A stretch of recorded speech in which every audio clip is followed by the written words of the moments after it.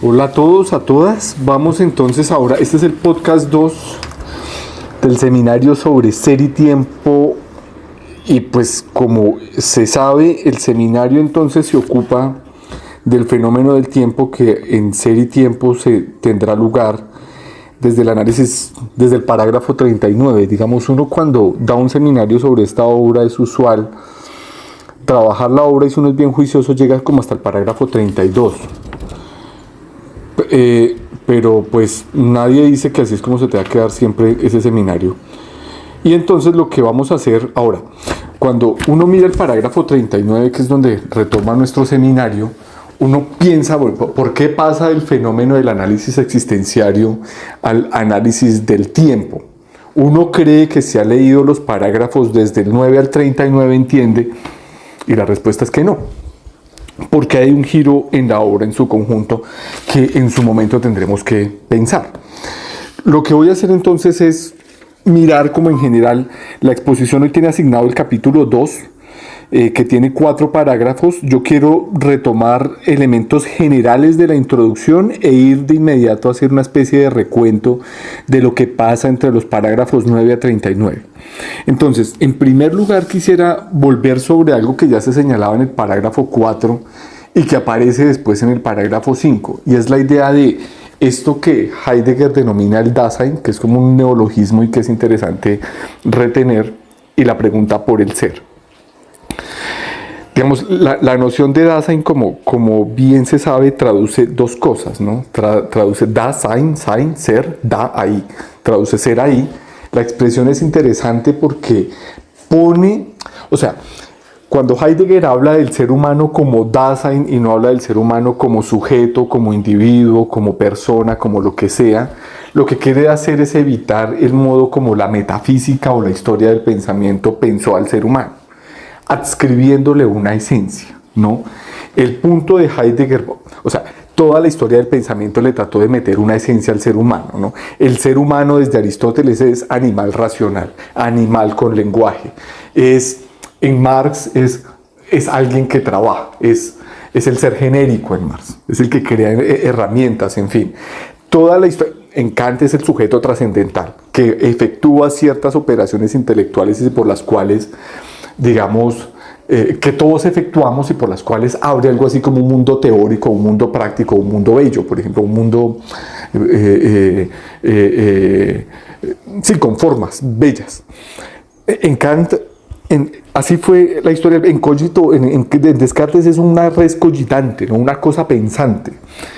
Heidegger va a hablar de Dasein justo para desplazarse de ese lenguaje, y es porque va a decir, primero Dasein es existencia, y existencia quiere decir que no tiene esencia. La palabra existencia está ligada a la palabra esencia,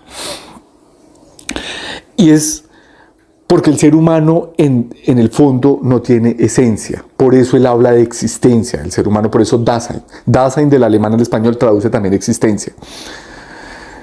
Ahora, claro, usted de cualquier cosa puede decir que tiene una esencia, ¿no? Usted tiene un carro, pues la esencia del carro es moverse, ¿no? Si no se mueve, pues no es un carro. Un reloj tiene que dar la hora. Si no da la hora, la esencia del reloj es dar la hora. Es lo que Gauss traduce allí en la obra como el quiditas, el qué, ¿no? El quid, el qué, ¿no? Un dispositivo de oxígeno da oxígeno, y si no pierde su esencia de dar oxígeno. Un celular tiene que servir para las conexiones que sabemos, pero el punto del ser humano es que el ser humano no tiene esencia. Es existencia porque el ser humano, incluso un animal puede tener esencia, ¿no? O sea, pero el ser humano no. El punto del ser humano es que su existencia está llegando a ser en la medida en que va empuñando las posibilidades de su vida y va decidiendo qué hacer con su vida. Por eso el ser humano no tiene esencia. Usted no puede decir que, o sea, el reloj no empuña posibilidades. El carro tampoco. El dispositivo, que sea el computador, el dispositivo médico, lo que sea, no empuña posibilidades. Y el animal tampoco. El animal responde a una ordenación instintiva, pero usted no puede decir que la vaca no empuñó todas sus posibilidades o algo así, o que el perro no empuñó todas sus posibilidades, sino que pero eso no le pasa al animal, solo le pasa al ser humano que no tiene esencia. Entonces por eso la expresión Dasein, que Dasein es el hecho de que nosotros llegamos a ser permanentemente lo que podemos llegar a ser empuñando las posibilidades en las que nos encontramos, ¿no? Usted no tiene esencia. La experiencia humana o la vida humana se cierra en el momento, pues en la muerte, y va a haber todo un análisis de la muerte en esta obra en su debido momento, ¿no? Pero antes de eso, el ser para la muerte, eso lo estudiaremos más adelante, pero antes de eso, lo que nosotros somos es las posibilidades que vamos acogiendo o que vamos dejando, ¿no? Ahora, la expresión Dasein también significa, y por eso es interesante el neologismo, es ser ahí, porque el ser humano, nosotros somos aquel ente, o sea, aquella entidad que es capaz de preguntar por el ser. Ahora, ¿qué es el ser? Ya lo sabemos, ¿no? O sea, lo hemos atisbado, pero pues la obra más adelante nos mostrará como con más precisión eso. Pero digamos ahora podemos decir algo muy básico, y es que ser es el modo como se nos va abriendo el mundo, ¿no? La realidad en su conjunto es según el modo como se nos presenta, ¿no? Digamos, de inmediato yo veo, por ejemplo, un pomo de una puerta. Las cosas se nos presentan y, por ejemplo, ante ese pomo de esa puerta yo le doy significación. Puede ser el pomo de la puerta de mi casa. Puede ser el pomo de una puerta, por ejemplo, de un edificio público, en cuyo caso es diferente porque se trata de un lugar con autoridad. El punto con la noción de ser es que el ser humano se le abre siempre una visión de ser. Esto parece básico, pero esto también es, por ejemplo, la ciencia. Por ejemplo, si usted se para en el mundo moderno para el cual el mundo es un mecanismo, usted ve una vaca y no ve un animal sagrado, sino algo que funciona mecánicamente y un corazón que funciona mecánicamente en relación con todos los órganos de ese animal. Pero si usted está en una, no sé, en el mundo hindú, en el Himalaya, una vaina de esas, por allá en Asia, la vaca es un animal sagrado y entonces su constitución de ser es diferente. O sea, el ser es el nombre para el modo como se nos proyecta o se nos abre el mundo. Y ahora, el punto de esta obra es que el Dasein, o sea, eso que nosotros somos nosotros mismos, que no somos un sujeto, ni un humano, ni una psique, ni psicología, ni cosas de esas, porque Heidegger justamente quiere evitar ese vocabulario. Por eso solamente preguntamos nosotros. La vaca ni el caballo pregunta por su ser, el animal no pregunta por su ser, y la realidad objetiva o el mundo circundante menos. Somos nosotros los que preguntamos por eso, y por eso la expresión Dasein. Ahora, como dijimos desde la semana pasada, desde el momento anterior, esto empieza con un análisis, por lo tanto, del Dasein, porque hay que analizar aquel ente que se puede preguntar por el ser, ¿no? Y lo que va a hacer más adelante de la obra es que ser es tiempo. Ya les había dicho, ¿no? El punto es que este proyecto, esta obra fracasa. Fracasa porque Heidegger tiene tres cosas que quiere reunir y no logra al final entroncarlas. Quiere hacer un análisis del Dasein, o sea, de lo que nosotros somos, que es él el que se pregunta por el ser. Eso ya es ambicioso. Y en el horizonte del tiempo. Lo que va a mostrar al final la obra, creo que les había dicho, la obra estaba proyectada en 2 tomos, el segundo tomo nunca apareció y el primer tomo quedó mochado. La tercera parte no se escribió porque él se dio cuenta, bueno, ¿por qué no se escribió? Eso es un problema fuerte. ¿Qué es lo que falla, digamos? Pero la cosa no empata. Ahora, en todo caso, tal y como se plantea el proyecto de Ser y Tiempo en 1927, es un análisis del Dasein, que es aquel que tiene que preguntar por el ser, y entonces la primera parte de la obra es todo lo que se denomina una analítica del Dasein. Eso es una cosa súper interesante, esa analítica en sí misma tiene mucho valor, constituye un cambio en la historia del pensamiento, en la manera como se piensa lo humano y demás. Y entonces, bueno, lo que él va a decir, hay como una especie de vocabulario que hay que ir ganando para uno poderse enfrentar a esta obra, y él va a decir, bueno, una cosa es la existencia, ¿no? Ya lo saben, ya ustedes tienen ese vocabulario allí, y otra cosa es la facticidad. La existencia, la diferencia entre existencia y facticidad, o sea, digamos, esto que voy a decir parece evidente, pero la historia del pensamiento no lo entendió así. Usted es facticidad, Gauss, el traductor del alemán, traduce también como eyecto. Rivera traduce como arrojado y la expresión es interesante. Y es como usted es un ser humano que decide posibilidades de su existencia, pero son posibilidades que usted no tiene y que usted no escogió libremente, sino que a usted le aparecieron, se le dieron. Nadie decidió ser colombiano o colombiana o haber nacido en la década de los 2000 o en los convulsionados 2010, 2011, o yo no decidí, por ejemplo, nacer en la década de los 80 en el llano, en el Guaviare, y después haber crecido en una región cerca a Bogotá. No decidí quién iba a ser mi padre, no decidí quién iba a ser mi madre, no decidí que mi idioma materno iba a ser el castellano y sin embargo esta es mi casa. El punto de Heidegger allí es mostrar, a eso él lo llama arrojado o la facticidad, ¿no? Y es el hecho de que nosotros decidimos nuestra existencia, pero dentro de las posibilidades que nos ofrece nuestra existencia. Y esto digamos, se utiliza así se pone así para señalar, digamos, contra el subjetivismo, por ejemplo. Nosotros no, o sea, el subjetivismo ilustrado lo que dice es, no, tú puedes, hazlo, lógralo, tú puedes decidir las posibilidades de tu ser, ¿no? El sujeto, o sea, la modernidad y la ilustración encumbraron al sujeto. Eso fue lo que hizo la tradición del pensamiento. Y Heidegger es como, no, el sujeto no está en ninguna cumbre. El sujeto, el Dasein, lo que él llama Dasein, el ser ahí o la existencia, tiene lugar y siempre se puede desplegar, pero en posibilidades que él mismo no decidió. Eso es un vocabulario que hay que ganarlo. Existencia entonces y facticidad no es lo mismo. Es un vocabulario que hay que ir asegurando allí. Y es como digamos, su manera de reaccionar al subjetivismo moderno. Si ustedes se acuerdan, por ejemplo, en Kant, ¿usted quién es? Usted es un sujeto que toma decisiones, por ejemplo, morales y teóricas, haciendo abstracción de todos los condicionamientos en los que usted se encuentra. Por ejemplo, el deber. El deber en Kant no es algo a lo que usted llegue por el modo como siempre la gente ha actuado, sino porque usted hace una suerte de cálculo acerca de qué significa ser bueno en cada situación. Y de acuerdo con ese cálculo usted puede tomar una decisión y según Kant, el deber debería funcionar del mismo modo que funcionan las leyes de la física. O sea, todo el mundo que haga uso de su razón debería saber qué es bueno y qué es malo. Pero para eso, dice Kant, usted tiene que abstraerse de toda su situación fáctica, de todo lo que usted es, ¿no? Abstráigase de su mundo, abstráigase de su lenguaje, abstráigase de su tradición, de su historia, de su gente. Y cuando usted lo haya hecho y aplique la norma, llega el deber.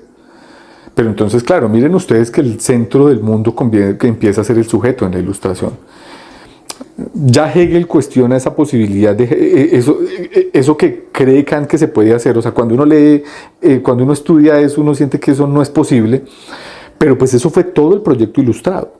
El proyecto también de la ciencia fue encumbrar un sujeto que podía dominar al mundo, que podía conocerlo para después dominarlo.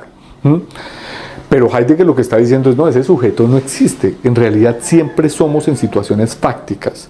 A mí me gusta una traducción de esa idea de ser eyecto o facticidad más criolla, y es como que uno está zampado, ¿no? Como que uno está metido, mandado ahí sin ninguna posibilidad de decisión anterior. Eso entonces. Y lo otro que quería decir otra vez es como hace parte del vocabulario que tenemos que ganar antes de ir a mostrar como ese recorrido por los parágrafos del 9 al 39, la diferencia entre existenciario y existencial, ¿no? Existencialmente, o sea, hay una diferencia allí que hay que retener, y es que todo ser humano de toda cultura, o sea, un Nucac Macú, un bogotano, un colombiano, alguien del Himalaya, por ahí en Asia, de Tailandia, de África, de Europa, un berlinés, siempre está en una situación existencial. O sea, siempre tiene como ciertas referencias alrededor de las cuales vive y existe, ¿no? Y uno siempre dice que la palabra existencial me parece una muy buena traducción. La traducción es de Gauss, no la de Rivera.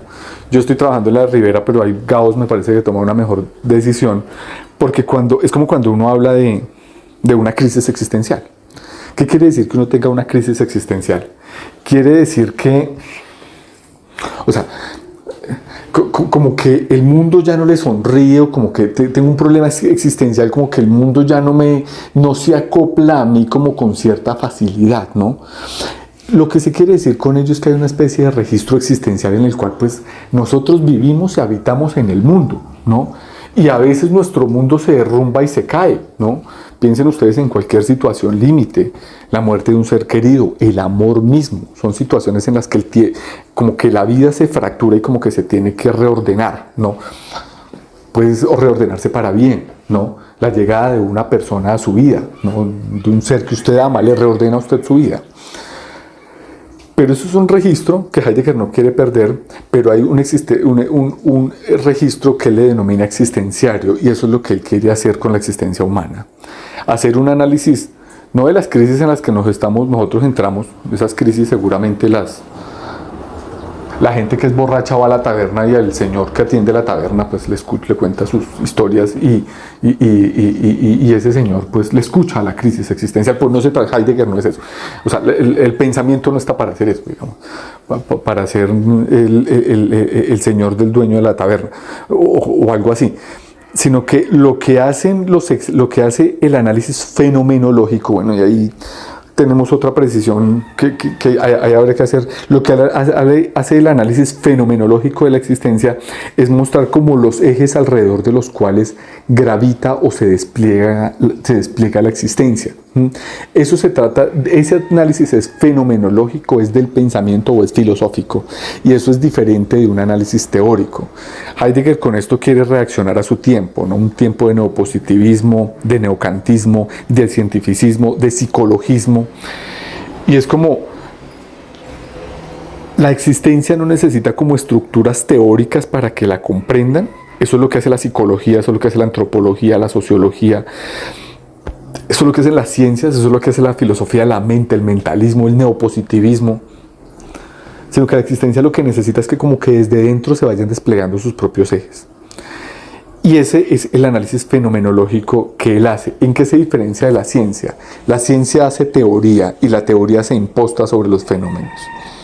Heidegger dice: yo no quiero hacer teoría sino fenomenología, porque quiero mirar la concreción de la existencia, el modo como nosotros existimos, como él va mostrando sus propios ejes de realización, y a eso él le va a llamar, esto es algo que hay que agregar al vocabulario ahí que estamos ganando para entender esta obra, indicación formal.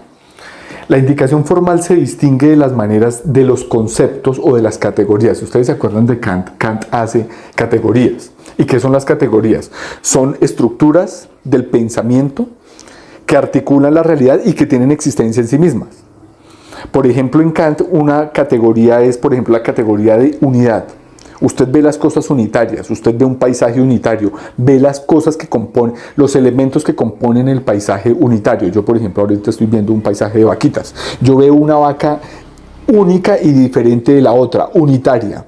Identidad y diferencia, según Kant, son categorías que me permiten darle forma al mundo. Heidegger y según Kant son trascendentales. Trascendental quiere decir en Kant que configura la realidad, pero que no está en la realidad misma, sino que está en el pensar, pero que hace que la realidad sea lo que es. Yo veo, por ejemplo, otra vez estoy mirando un paisaje, veo la sucesión de un pajarito que va volando, veo el mismo pajarito en sucesión, pero no es que la sucesión no es un objeto, no es un elemento que esté ahí afuera y que yo vea a la sucesión, sino que lo que me permite a mí la categoría de sucesión es ver a ese pajarito surcando el cielo. O veo la causalidad, tampoco la veo.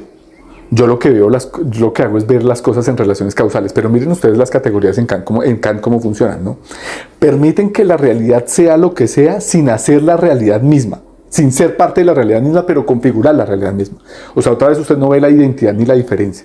Usted ve las cosas como idénticas y como diferentes. Y eso son las categorías. Heidegger no va a hablar de categorías porque en Kant las categorías tienen una realidad sustancial. O sea, la unidad y la diferencia son cosas que existen antes de que la realidad se configure y que permiten que la realidad tenga experiencia. Heidegger va a hablar, cambiamos de Heidegger a Kant, de Kant a Heidegger. Heidegger va a hablar de indicaciones formales, por dos razones. Son formales porque no tienen contenido en sí mismas, pero son indicaciones porque solamente tienen realidad en situación. Otra vez, las categorías de Kant son sustanciales en sí, todo sujeto, por eso son trascendentales. También trascienden a todo sujeto, todas las operamos. Si somos humanos, si somos racionales, a menos que uno se haya caído de la cama o algo así y no le opere la unidad y la diferencia, sino que vea todo enredado, o que tenga un problema psicológico o algo así, pero si uno hace un uso de la razón, mediano de la razón, debería poder efectuar esas operaciones o esas categorías. Heidegger cambia la cosa y lo que él dice es, no son categorías porque no son sustanciales en sí, sino que solamente tienen realidad en situación o en el momento en el que se instauran o se instancian, y son formales porque aplican, porque no tienen tampoco contenido en sí. Son formales, aplican. Ahora, podemos irlas mirando, podemos empezarlas a estudiar. Lo que va a ser, creo que con esto, o sea, la exposición debería ir a los parágrafos 5, 6, 7 y 8, también mirar el método fenomenológico de exposición. Otra vez, la fenomenología es distinto de la teoría. La teoría lo que hace es crear marcos de sentido y meter los fenómenos. La fenomenología, fenómeno es lo que aparece o lo que se presenta. Logía, logos, lógica. La lógica de lo que se presenta o de lo que se aparece. La teoría no mira el fenómeno, sino que crea una estructura conceptual para captar el fenómeno. La fenomenología mira el fenómeno y desde su propia atención al fenómeno va mostrando la lógica que traza el fenómeno. Esto es fenomenología desde el siglo XVIII, desde el siglo XVIII, desde antes de Kant, desde Hegel mismo. Eso es fenomenología. Ahora, Heidegger lo que va a hacer es una fenomenología de esa entidad que se llama Dasein para mostrar ciertas indicaciones formales, no categorías, que son propias de ese individuo que le llamamos el Dasein y que, digámoslo otra vez, con respecto, frente a Kant, no son categorías en el sentido de sustanciales, porque no tienen existencia en sí, sino que solamente tienen existencia en situación o instaurándose. Digamos, eso es lo que tiene que hacer la exposición mirando ese capítulo 2, y podemos ir ahora sí como a esas, como a los momentos centrales de esas categorías que trata de sacar allí Heidegger. Vamos entonces a los parágrafos 9 a 39 otra vez, en 38 en realidad. En 39 empieza nuestro seminario y yo les voy a contar qué pasa allí. Otra vez, digamos, esta exposición que aquí hago no es para dispensar de la lectura de Heidegger, o sea, justamente esta lectura, sino más bien para incitar a ella. Este análisis que Heidegger hace del Dasein, otra vez, él hace un análisis del Dasein para plantear la pregunta por el ser y por el tiempo. A nosotros nos interesa esa última parte y eso empieza en el parágrafo 39 de la obra. Allá es donde vamos a atacar. Entonces vamos a hacer un salto en garrocha desde el parágrafo 8 al parágrafo 39. Yo les cuento en general qué pasa allí, pero otra vez esto es un análisis que en sí mismo tiene mucho valor. En la historia del pensamiento, de la antropología, de la sociología, de la política, esto cambió. Esto implica un giro en la manera de entender al individuo. Entonces me voy a remitir ya como a las secciones concretas. Lo primero, bueno, el capítulo primero es otra vez volver a la tarea de un análisis preparatorio del Dasein, ¿no? Parágrafos 9 a 11. Capítulo segundo y capítulo tercero aparece el primer existenciario, es el existenciario del ser en el mundo. Capítulo segundo ya por título el estar en el mundo en general como constitución fundamental del Dasein, y capítulo tercero la mundaneidad del mundo. Digamos, en general, ¿cuál es el argumento? Otra vez, esto no quiere dispensarle la lectura, esto es muy interesante, pero Heidegger va a decir que el Dasein es ser en el mundo y lo pone entre guiones. Cuando el ser, guión, en, guión, el, guión, mundo. Al ponerlo entre guiones lo que quiere decir es que ser tiene mundo, que ser Dasein es tener mundo. O sea, en la historia del pensamiento lo que se hizo fue pensar que el ser humano era una conciencia y la conciencia se opone a otro concepto que es el mundo. O que usted es pensamiento y el pensamiento se opone a una cosa que se llama realidad. O que usted es mente y que hay una cosa externa a usted que no es la mente sino la cosa extensa, las cosas, ¿no? Cuando se habla del ser humano como ser en el mundo, se quiere decir que en principio nosotros somos lo que somos porque tenemos mundo, ¿no? Que tenemos como una especie de estructura de significatividad en la que nos encontramos y desde allí se abre nuestro ser. Dicho de otra forma, piensen ustedes en Descartes. ¿Qué es el ser humano para Descartes? Una res cogitante, una cosa pensante, ¿no? Una cosa pensante que es distinta de la realidad. Si ustedes se acuerdan, Descartes llega a los absurdos de pensar que, por ejemplo, usted podría ser, O sea, si usted piensa que usted solamente es una mente, entonces Descartes dice, bueno, si usted es una mente, entonces usted, ¿por qué no es el sueño de alguien más? No. Ya digamos en el delirio cartesiano se llega a sus extremos, ¿no? Puede ser usted el sueño de alguien más, o puede usted ser la pesadilla de alguien más, o estar dentro de la pesadilla de alguien. O de ahí usted empieza a imaginar, ¿no? Usted puede estar conectado a la Matrix o pendejadas de esas, el otro puede ser un holograma. Y es claro, por esa atención a la conciencia que es distinta al mundo. Pero si usted entiende que lo que usted es en el mundo, que usted es solamente dentro de un horizonte de significatividad, pues esas preguntas no se las presentan. Dicho de otra forma, Heidegger lo que quiere señalar en general con este parágrafo, otra vez estos dos capítulos, no quiero que esto dispense la lectura y el estudio juicioso de eso, pero estamos haciendo un paseo, como un panorama general. Lo que quiere mostrar Heidegger en últimas es que nosotros somos lo que somos porque estamos en un mundo. El ejemplo que él va a traer es el ejemplo de un carpintero con un martillo. Los ejemplos de él usualmente son esos porque él viene de un mundo como campesino. Entonces, claro, o sea, el carpintero llega al taller y en el taller el martillo de inmediato le dice, usted nunca es una conciencia frente a un martillo y mirando, objetivando todo. Eso no pasa.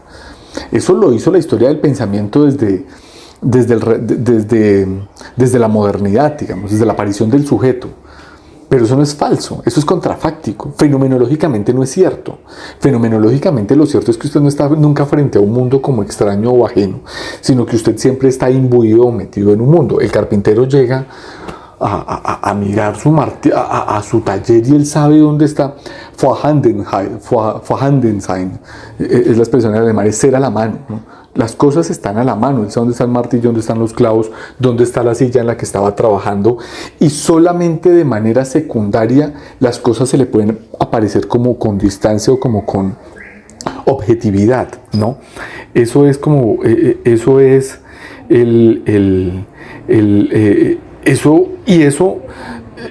eso es subsidiario, digamos. Las cosas siempre están como en principio a la mano. Entonces, lo que Heidegger quiere mostrar allí es que nosotros somos en principio somos una conciencia, no somos una conciencia frente a un mundo, sino que ya de entrada tenemos un mundo. Ahora bien, en el ejemplo que él va a utilizar allí del carpintero, él va a decir, en algún momento el martillo se puede romper, y en ese momento si usted plantea una distancia con el mundo, ahí si usted se va a preguntar cómo se rompe, cómo funciona un martillo, cómo funciona el mundo. Esto es importante porque, digamos, lo que él va a decir es que la actitud teórica o la actitud científica siempre es esa actitud secundaria de objetivación o de distancia con respecto al mundo. La actitud científica empieza tomando distancia de las cosas, pero lo que él quiere decir no que la ciencia sea falsa, la ciencia es cierta, pero es una actitud derivada o secundaria con respecto a ese ser en el mundo o estar en el mundo o estar siempre, desde siempre imbuido en un mundo. Eso es lo que es el primer existenciario. Otra vez esto parece obvio, evidente, parece muy sencillo, pero la historia del pensamiento no lo vio así. La historia del pensamiento lo que hizo fue entender que el ser humano es una conciencia frente a un mundo sin mundo. Y un poco lo que él trata de mostrar, otra vez, eso es fenomenológicamente evidente, pero teóricamente no lo era. Entonces lo que él trata de mostrar es que el ser humano es de antemano siempre con un mundo. Ustedes piensen, o sea, ustedes se levantan de su cama y se van hacia la universidad medio dormidos, saben dónde está el baño, saben dónde dejaron su maleta, dónde están sus pertenencias, dónde está su ropa, y el mundo nunca le plantea a usted una pregunta. Ustedes de antemano siempre están en un mundo. Yo estoy aquí parado ofreciéndoles a ustedes una explicación más o menos clara de una de las obras más importantes del siglo XX, y ustedes están orientadas en medio de su horizonte de sentido. De aquí salen seguramente a verse con sus amigos, con sus amigas, a tomarse un café, a jugar con un niño, con un hermanito, con un sobrino, con lo que sea. Y ustedes siempre están orientados. Esa es la idea, eso es lo que muestra la noción de ser en el mundo. Otra vez esto parece evidente, pero la historia del pensamiento, para la historia del pensamiento no lo fue, para la psicología no lo fue, para la sociología no lo fue. Por eso la pregunta clásica de la sociología de la relación entre individuo y sociedad, para la política no lo fue, porque el problema de la política es el problema de lo común. ¿Y cómo arma usted lo común desde individuos separados? no lo fue. Por eso, digamos, la importancia y la radicalidad de este pensamiento. Ese es un primer existenciario. El segundo existenciario, bueno, otra vez, ese es el existenciario que se elabora entre el capítulo segundo y el capítulo tercero, que comprende los parágrafos 12 y 13 del capítulo segundo y el parágrafo 14 a 24 del capítulo tercero. Después viene este existenciario del estar en, el Mitsein, el ser con, y también viene el existenciario del uno, ¿no? El Das Man. Digamos, Heidegger lo que va a mostrar es que, o sea, usted es un ser humano que tiene mundo, usted está en el mundo, y en eso de estar en el mundo también está con otros, ¿no? O sea, a usted el mundo se le abre porque de antemano los otros se le abrieron, ¿no? Usted, por ejemplo, el lenguaje es una cosa que le dan a usted los otros, ¿no? Y no solamente que le dan a usted los otros, porque eso significaría que usted está aparte del lenguaje, sino que el lenguaje es algo que usted va, en lo que usted se va introduciendo y que le va permitiendo que usted sea algo así como un yo o como un individuo. Entonces, o sea, es el énfasis en que usted es con los otros y que los otros llegan a hacer que usted sea lo que es, ¿no? El lenguaje, las tradiciones, la cultura, la historia, eso el ser eyecto o arrojado, o lo que yo la expresión que a mí yo prefiero, eso de estar zampado, es el otro siempre, ¿no? Usted de antemano está con otros y después llega a ser usted. Entonces es la idea de Heidegger de que siempre somos con, ¿no? Eso es otro existenciario. Y miren ustedes que esto es una indicación formal. Miren ustedes la diferencia con respecto a las categorías. Las categorías tienen existencia en sí mismas. Esto no tiene existencia en sí mismo. O sea, somos un ser en el mundo, sí, pero el mundo de un bogotano, en mi caso un fusagasugueño que migró a Bogotá, que es diferente del mundo de un tailandés o alguien del monje tibetano o de alguien de África, y sin embargo en todos los casos somos ser en el mundo, es decir, somos individuos que se abren porque se les abre un mundo, ¿no? Pero ese ser en el mundo no tiene existencia en sí mismo, sino que hay que verlo en situación, siempre en situación. Por eso es una indicación formal en una categoría como en Kant. Ahora bien, con respecto a esto del Mitsein también, el ser con. Usted es un ser con, pero ese ser con no tiene existencia en sí misma. Lo tiene en la medida en que aparecen otros, pero ese otro puede tener múltiples formas. O sea, piensen ustedes en las maneras como las culturas de maneras muy diferentes, como las culturas, por ejemplo, las maneras múltiples como las culturas configuran familias, configuran la maternidad, la paternidad, el amor, la amistad, las tradiciones, los usos, las costumbres. Mire, en todo eso está el otro. Usted aprende a sentarse, usted aprende a pararse, usted aprende a saludar, se saluda de una u otra manera, en una u otra situación, se saluda de una forma a las autoridades, pero las culturas siempre lo cambian. Eso es el otro que aparece en nosotros, ¿no? Pero miren ustedes que el ser con no tiene existencia en sí mismo. El ser con tiene existencia siempre en situación, o sea, las maneras de configurar familias son infinitas. Hay familias monoparentales, hay familias patriarcales, hay familias aristocráticas que se configuran por la ascendencia de sangre. Hay familias burguesas como las que nosotros preferimos, donde uno se consigue a una esposa que no sea del apellido de uno y hace una familia con eso y alrededor se configura un patrimonio de unos hijos, ¿no?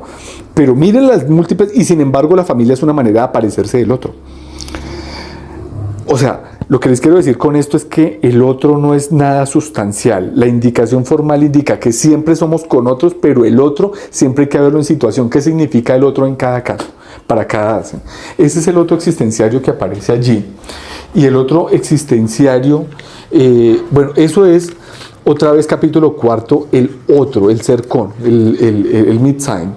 Después viene, bueno, ahí viene el uno, Das Man. Eso va a tener una significación negativa para Heidegger. No puedo decir allí algo.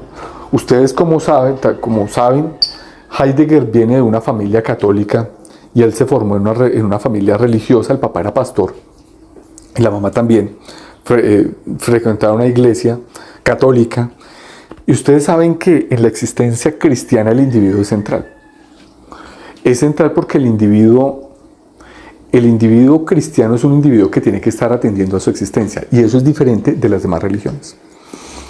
Porque en cada caso, lo que sea, o sea, lo que usted sea, o sea, la presencia de Dios, algo que tiene que hacer el cristiano real, o sea, el que cree en Cristo de verdad, el católico real o el cristiano, pues, que cree en Cristo, o luterano, lo que sea, es mirar cómo en su existencia está presentándose permanentemente Cristo. Entonces el cristiano, de verdad la existencia cristiana, o sea, la existencia en esa religión es una existencia fuerte de mirarse a usted como individuo permanentemente acerca de si Cristo se está presentando en usted o no lo está haciendo en sus acciones. Cristo no llega de una vez y para siempre en usted, ¿no? Cristo es alguien que se va presentando todo el tiempo, pero eso usted lo logra no cuando usted está con los otros, sino en un análisis atento a usted mismo. Hay mucho de esa formación religiosa de Heidegger. Heidegger, además, ustedes lo saben, el pregrado es como matemático y teólogo. Él tiene mucho de esa formación teológica, y entonces, claro, del ser con, o sea, yo soy porque estoy con otros, pero hay una cosa que no puede pasar en mi estar con otros, y es que yo deje de atender a mi existencia. Ustedes lo saben, con el cristianismo aparece por primera vez la noción de alma, y la cosa es fuertísima, porque cuando aparece el concepto de alma, aparece el concepto de yo. Sin cristianismo no habría yo, así de sencillo. Solo por el cristianismo hay yo, y aparece un yo porque aparece la idea de alma. ¿Y qué significa el alma? El alma significa que cuando usted muera se tiene que enfrentar con Dios, y que usted le tiene que decir a Dios qué fue lo que hizo. Pero mire la soledad en la que usted se encuentra en su muerte. Ahí no está ni su mamá, ni su papá, ni sus tíos, ni sus abuelitos, sino usted contra Dios, casi nada. Enfrentándose y mostrándole la pureza de sus actos, ¿no? Y por eso con la noción de alma aparece la noción de yo, porque aparece la idea de un individuo irrepetible. La idea del yo es que usted es único. Heidegger va a hablar del Dasein como Jemandiskeit, como lo que cada quien es en cada caso, ¿no? Y entonces, claro, de ahí se sigue que para el cristianismo hay una atención profunda en sus propias acciones, que tiene que ser genuina y auténtica, y que usted tiene que estar mirando en sus propias acciones qué empuña y qué no de sus acciones, ¿no? El problema del ser con, o sea, de estar con otros, según Heidegger, es que cuando usted está con otros, usted puede olvidar que es su responsable, que su ocupación es su propia existencia. O sea, el otro le da mundo a usted. Su mamá le da mundo, su papá le da mundo, sus abuelos le dan mundo, sus amigos le dan mundo. El mundo de la opinión y de la política, piensen ustedes en TikTok y las tendencias, los challenges, toda esta cosa, le da a usted mundo. Pero tiene un sentido también negativo que Heidegger quiere destacar con esta expresión del uno o del Das Man. Das Man es como, digamos, a la traducción es el se, ¿no? Es el impersonal, ¿no? Es un pronombre personal que es impersonal, es indeterminado. O sea, cuando uno dice se vende, se compra, se hace, se dice, es un pronombre personal el se, pero es indeterminado. O sea, nadie sabe quién lo hizo. O sea, se dice, se puede, se hace, o uno hace. ¿Quién hace? Uno, cualquiera, ¿no? El problema de eso es que puede derivar en que esa atención al otro, usted la derive en que resulte en una desatención a su propia existencia, y a las propias decisiones que usted va tomando sobre su existencia. Y ahí es cuando la existencia, el Dasein, digamos, Heidegger, no se mira en su individualidad y en sus posibilidades, sino que se mira como en lo que él llama la habladuría o la opinión, ¿no? Y entonces ese individuo que tiene que... Y entonces, claro, ¿usted por qué hace lo que hace? Porque eso se hace, ¿no? ¿Por qué actúa como actúa? Porque así se actúa, o porque así uno actúa. Pero no porque usted esté empuñando sus posibilidades, sino porque es el modo como la gente corriente mediana toma esas decisiones. Y entonces vienen todos esos parágrafos. Si ustedes miran el parágrafo 35, la habladuría, la curiosidad, la ambigüedad y el uno son eso, ¿no? Son el hecho de que usted se deja llevar por lo que se hace y por lo que se dice, ¿no? Por una comprensión mediana del mundo que otra vez es opuesta a el modo como digamos, empuñar las posibilidades en las que está la existencia. Y eso va a derivarlo él en dos conceptos que se llamaban una existencia auténtica y una existencia inauténtica. Si uno quiere pensar en una crítica social, tiene que pensar en esos dos conceptos. O sea, para Heidegger la crítica social tiene que ver con aquello que no permite llevar una existencia auténtica, ¿no?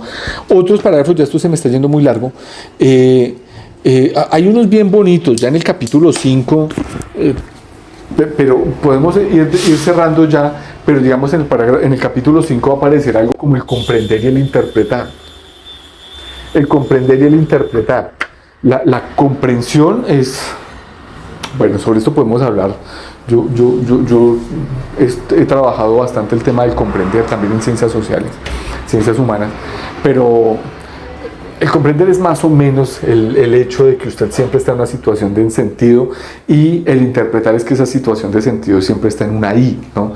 Usted está claro, usted se mueve en una red de significación o de sentido, que es lo que le permite a usted moverse en su mundo, pero siempre esa red de sentido no está como gravitando en el cielo, una cosa así, sino que está en situación. Por ejemplo, en este momento yo estoy en una situación concreta que es la de estar exponiendo para ustedes una de las obras más importantes del siglo XX en el pensamiento, ¿no? Pero después paso a otro ahí que será el de, no sé, almorzar, tomarme un café, compartir con mi hija, con mi esposa, pero siempre se trata de un ahí, ¿no? Usted siempre está en una situación que es un ahí, o sea, usted nunca está como gravitando alrededor del sentido. Eso es comprender e interpretar. Y hay una bien bonita que es esta de la situación anímica, y es bien, y otra vez, todo individuo en toda cultura, en toda historia, siempre está en una I, ¿no? O sea, esto no es esto siempre hay que verlo de manera formal porque aplica para todo ser humano, pero también hay que verlo de manera de indicación porque el ahí siempre es concreto, ¿no? Siempre está referido, siempre está determinado, no es indeterminado.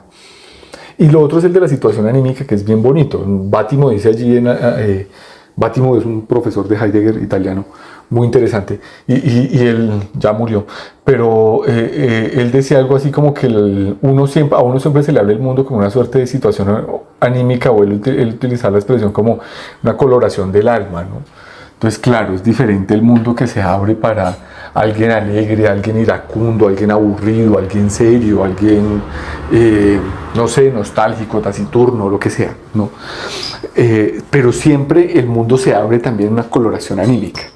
Eso es interesante. Heidegger va a decir que hay épocas que tienen también una coloración anímica. Él va a decir de los años 20, por ejemplo, que son como nostálgicos o algo así.